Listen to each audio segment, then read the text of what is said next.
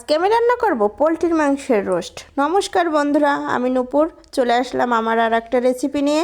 আমি এখানে ভালো করে মাংসটা ধুয়ে জল ঝরিয়ে সুন্দর করে এখন লেবুর রস আর লবণ দিয়ে মাখিয়ে আধা ঘন্টা রেখে দেবো, তাহলে মাংসটা রাবারি হয়ে যাবে না, জুসি জুসি থাকবে। এখন রোস্ট রান্নার জন্য যে উপকরণগুলো লাগবে সেগুলো আমি রেডি করে নেব।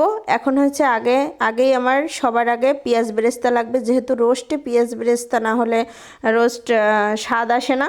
আমি তাই এখানে গোল্ডেন কালার করে সুন্দর করে ভেজে, এই যে মশমশা করে ভেজে রেখে দিয়েছি।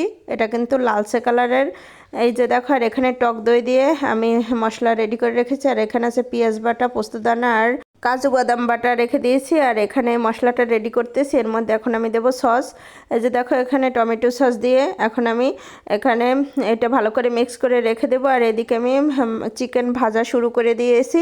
এই যে দেখো, সুন্দর করে গোল্ডেন কালার করে ভেজে নিচ্ছি আমি, যাতে মাংসটা থেকে গন্ধ না আসে।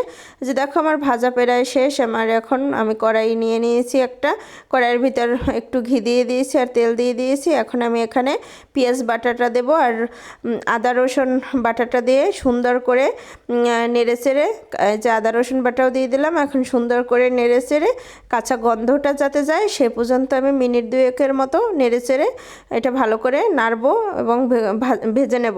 এই যে দেখো, আমি এখন এটা ভাজা হয়ে গেছে। এখন আমি যে মশলাটা রেডি করে রেখেছিলাম এই মশলাটা আমি এখন দিয়ে দেবো। এটার ভিতর টক দইও আছে আমার। এই যে সুন্দর করে এই মশলাটা ভালো করে দিয়ে এখন সুন্দর করে নাড়তে হবে। এটা কিন্তু নাড়ার উপরই থাকতে হবে, নাড়া বন্ধ করা যাবে না, তাহলে কিন্তু এই মশলাটা কড়াইয়ের তলায় ধরে যাবে। আর ধরে গেলে পোড়া পোড়া গন্ধ আসবে, তাহলে কিন্তু এটা ভালো লাগবে না। আমি এই যে সুন্দর করে নেড়ে চেড়ে মশলাটা খুব সুন্দর করে কষাবো। এটা ভালো, দেখো তেল ছেড়ে দিয়েছে। এখন আমি এটার ভাজা মাংসগুলো সুন্দর করে দিয়ে দেবো। তারপরে এই মাংস এর সাথে ভালো করে মিক্স করে কষাতে থাকবো। এই যে দেখো, আমার মাংস দেওয়া হয়ে গেছে। এখন আমি এটা সুন্দর করে কষাবো যতক্ষণ ভালো করে মিক্স না হয় এবং সেদ্ধও হয়ে যাবে। আমি এতে অল্প পরিমাণ জল দেবো, কারণ বেশি জল দেবো না। এটা আমি সুন্দর করে এখন যে কষাচ্ছি, দেখো সুন্দর করে কষিয়ে নিতে হবে ভালো করে, যেন মশলা পোড়া না লাগে সেদিকে কিন্তু অবশ্যই খেয়াল রাখতে হবে। ভালো করে নাড়তে হবে।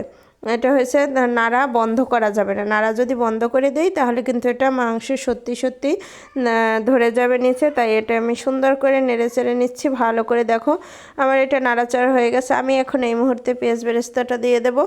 দেখো, পেঁয়াজ বেরেস্তাটা একটু হাত দিয়ে ভেঙে গুঁড়ো গুঁড়ো করে দিয়ে দিলাম। এখন গন্ধে ভরে গেছে, কারণ পেঁয়াজ বেরেস্তা দিলে আলাদা একটা সুন্দর সুবাস ছড়ায় আর খুব ভালো লাগে। আগে দিয়েছি আমি পেঁয়াজ বাটা, এখন কিন্তু এই পেঁয়াজ বেরেস্তাটা দেবো, আমি পরেও দেবো। এখন আমি দিয়ে দিলাম পোস্তদানা বাটা আর কাজু বাদাম বাটা। আমি এই দুইটা দিয়ে এখন সুন্দর করে নাড়বো, খুব ভালো করে নাড়বো, যাতে সব মাংসের গায়ে এটা লেগে যায় এবং ভালো করে কষা কষা হয়। এই যে দেখো, আমার এটা কষানো হয়ে গেছে। এখন আমি দিয়ে দিলাম 1 কাপের মতো দুধ। আমি এই দুধটা দিয়ে এখন আবার একটু কষিয়ে নেব, ভালো করে কষাতেই থাকবো।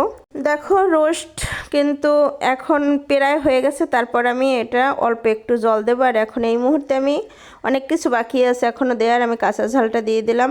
আর এখানে আমি এই যে লাল মরিচের গুঁড়া দিয়েছি, সেটা তোমাদের বলতে আমি ভুলে গেছি, লাল মরিচের গুঁড়া দিয়েছি।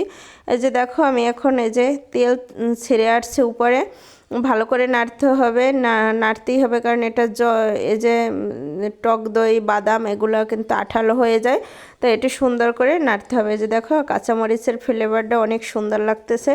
এখন আমি অল্প একটু এটুক পরিমাণ জল দেবো, আমি বেশি জল দেবো না। এখন একটু দিয়ে দিলাম কিশমিশ আর আলু বোখরা, কারণ আলু বোখরা আর কিশমিশ দিলে খুব ভালো লাগে খেতে। আর এখন লাস্ট পর্যায়ে আমি এখানে 1 চামচের মতো ঘি দিয়ে দিলাম আর দেবো পেঁয়াজ বেরেস্তা।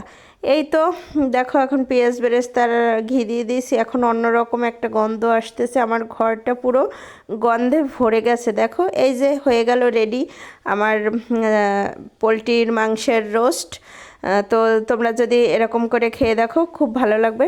এরকম করে একবার হলেও একটু বানিয়ে দেখবে।